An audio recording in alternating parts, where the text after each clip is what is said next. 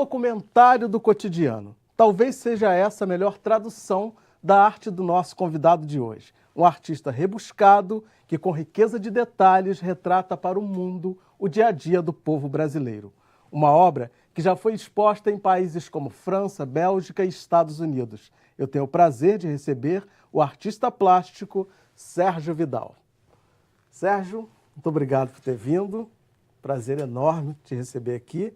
Sua obra é muito linda, seus quadros são maravilhosos, assim, fiquei encantado quando vi pela primeira vez. E vamos mostrar então para quem está em casa um pouquinho da sua obra? Tá, pois.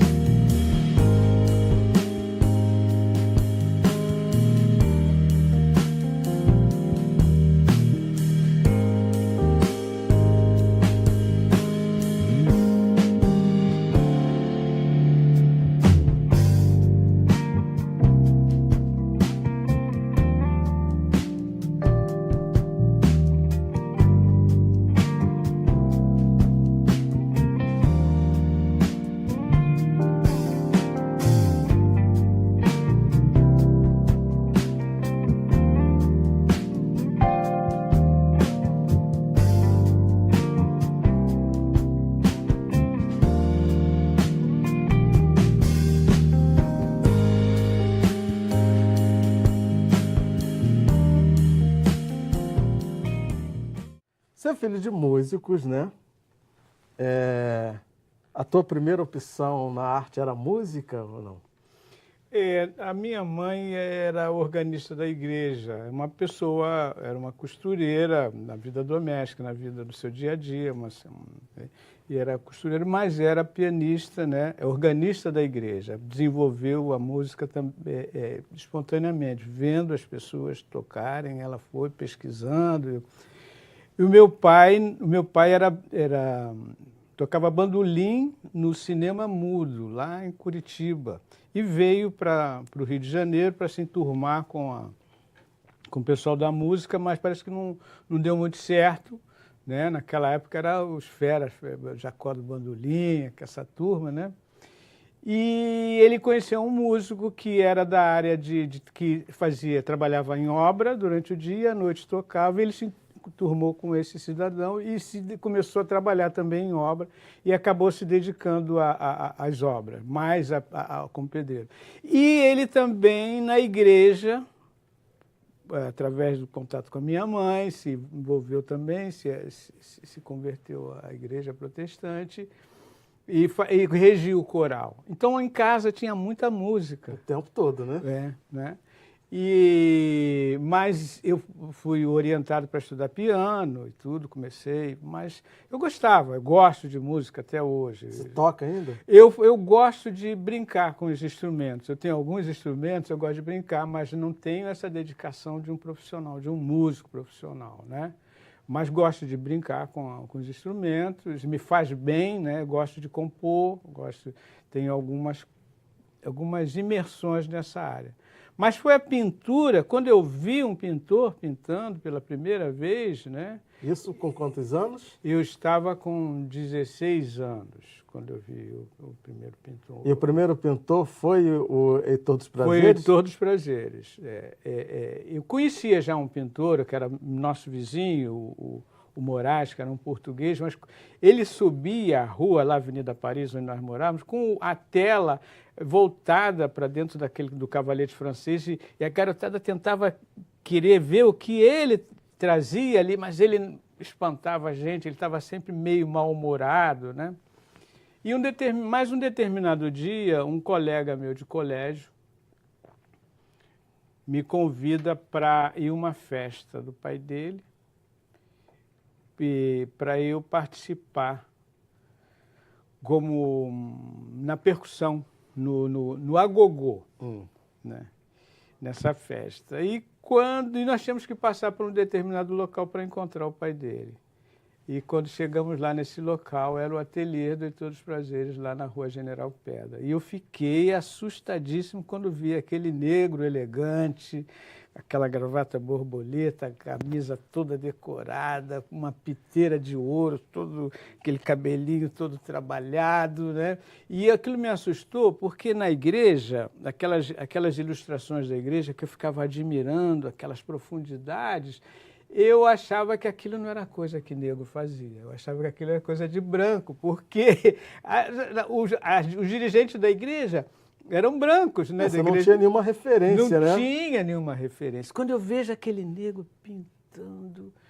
Uma referência extremamente positiva, né? Pois é, aquela pintura alegre, aqueles móveis que depois eu fiquei sabendo que ele mesmo construía, aquele ambiente, aquilo me tocou como é que é profundamente. importante a questão da representatividade, pois né? É, muito importante. E nessa época eu já trabalhava. Eu estudava pela manhã, fazendo o comercial básico, já estava agora passando para o técnico, né? E à tarde eu ia para a oficina. Trabalhava o quê? Marcenaria? Não, trabalhava com metalurgia. Ah, metalurgia. Metalurgia. Trabalhava numa oficina de metalurgia, aprendendo a descascar ferro. E logo em seguida, o dono da oficina, que era meu vizinho, que me levava e me trazia de motocicleta, numa sexta-feira, foi a segunda sexta-feira depois desse encontro que eu tive na casa do Heitor dos Prazeres, no ateliê do Heitor dos Prazeres, ele disse assim, olha, tu vai para casa hoje sozinho, pega o bonde, a oficina era em Benfica e nós morávamos em Bom Sucesso, você pega o bonde, solta lá direitinho, me explicou, leva o dinheiro, e esse dinheiro contribuía na bolsa, na mesa da família, né? Uhum. E então, quando cheguei na Praça das Nações, antes de atravessar, eu me viro e me sou atraído por uma loja que eu já conhecia, uma loja de um turco que vendia tudo, aqueles bazares que vende tudo. E sou atraído para o meio daquela vitrine onde tinha um livro, um caderno de desenho, uma aquarela daquelas escolares, um pincel, e estava escrito no livro, Iniciação ao Desenho e à Pintura. Aquilo me atraiu profundamente, eu me lembrei do Heitor dos Prazeres, do ateliê, porque eu tinha chegado em casa com a ideia, eu sei fazer isso, eu sei pintar. Completamente intuitivo. Alguma coisa me dizia assim, eu sei pintar quadros, eu sei desenhar. E eu não sabia que sabia, mas alguma coisa me Nunca dizia. tinha feito, mas você sentia isso. E quando eu estou olhando para aquilo, o turco chega na porta da loja e diz assim, compra que isso vai fazer muito bem para você. Aí eu fiquei assim, mas eu não podia pegar o dinheiro e comprar. O valor não dava, né? Até daria, mas eu chegaria com o dinheiro já estava comprometido, né? Mas eu comprei o caderno de desenho e a aquarela, que não desequilibrava, que era a minha cota, digamos, da minha bala, da minha parte, né? E a minha mãe riu a beça quando eu comprei coisa. Não fala nada com teu pai, não. Teu pai vai achar que tu está se metendo com arte e tal. E não era uma coisa bem vista. Porque o sonho era que eu fosse um profissional, né, equilibrado, um membro da igreja, aquele cidadão, né, e tal, talvez até um pastor, sei lá, uma coisa assim, né? Mas vindo aqui para o teu trabalho, a gente vê que o teu trabalho tem uma referência, né, do trabalho do Heitor dos Prazeres, mas o seu trabalho ele é mais rebuscado. Pelo menos eu acho isso. Acho que seus traços é um trabalho que é mais rebuscado. Primeiro, eu queria saber, quando te define como arte naif, isso te incomoda? Me incomodar não incomoda, mas eu não concordo. Não concordo com a ideia de arte naif. Porque a arte naif, na sua essência de definição, é a arte feita, é arte de fim de semana, né? E arte é feminino, naif é masculino, deveria ser arte naive, né? Mas esse detalhe à parte, eu não sou pintor de fim de semana. Depois que a pintura, que eu fui absorvido pela pintura, eu pinto todo dia e a pintura Mas o me naif tem uma relação também com o que é primitivo, né? Pois é, a ideia de arte naif no Brasil, ou talvez no mundo, tentou substituir a ideia de arte primitiva. Você vê que os artistas primitivos brasileiros, como era considerado o Heitor dos Prazeres, eles tinham mais respeitabilidade. Você sabe que em 1951, quando teve a primeira Bienal de São Paulo, os artistas primitivos participavam. O Heitor dos Prazeres tirou o segundo prêmio da primeira Bienal de São Paulo. Depois dessa ideia de arte naif, esses artistas populares não foram mais admitidos nesses salões. E esse conceito de arte primitiva também, isso é meio esquisito, né? Assim. Olha, se a gente olhar assim, vai sentir isso, mas eu não olho somente como... Parece meio preconceituoso mas esse eu conceito. poderia dizer que seria arte o início. Primitivo, o início, de onde brota, né? O primário, né? Porque, de fato...